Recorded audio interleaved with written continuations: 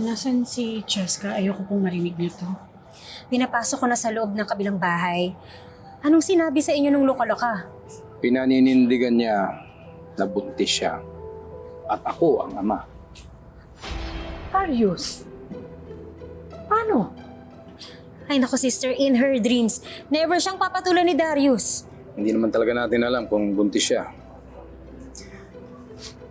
Pero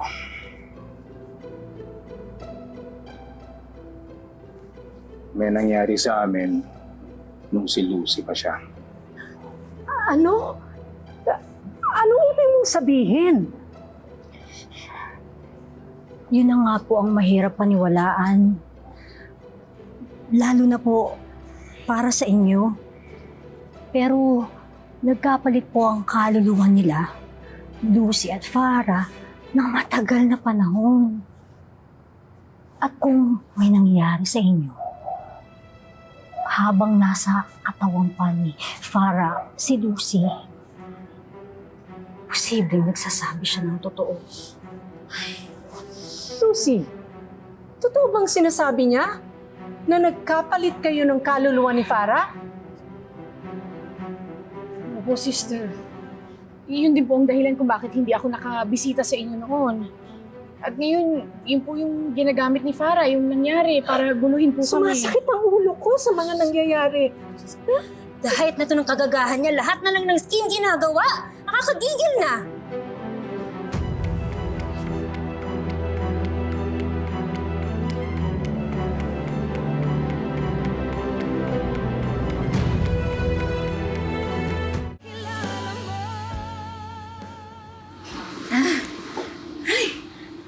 Bihira.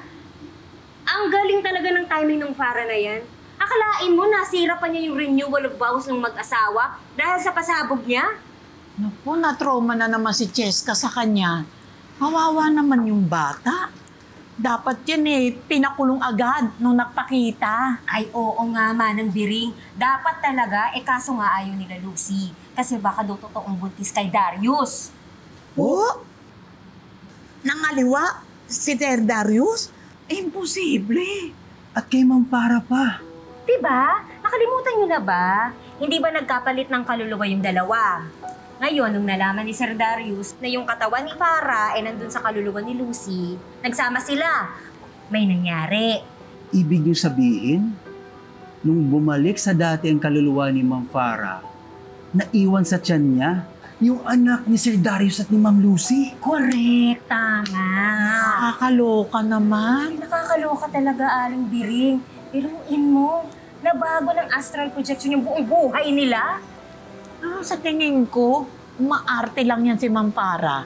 Desperado kasi yan makaganti sa mga rigor. E paano kung totoong buntis siya? Bakit parang gustong-gusto mo? Bakit pananagutan mo ba, Isaac? Ma'am, hindi naman po selos agad eh. Ano? Hindi ho, ibig ko sabihin, bakit naman po ako sasalo ng anak ng iba? Kaya ko namang gumawa ng sarili ko.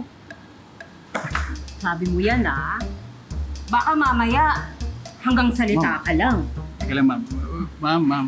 Bakit? Ma'am, Bakit? wait lang, ma'am. Titingnan ko lang yung dahon. Aling Biring, bakit naman tuyot na to?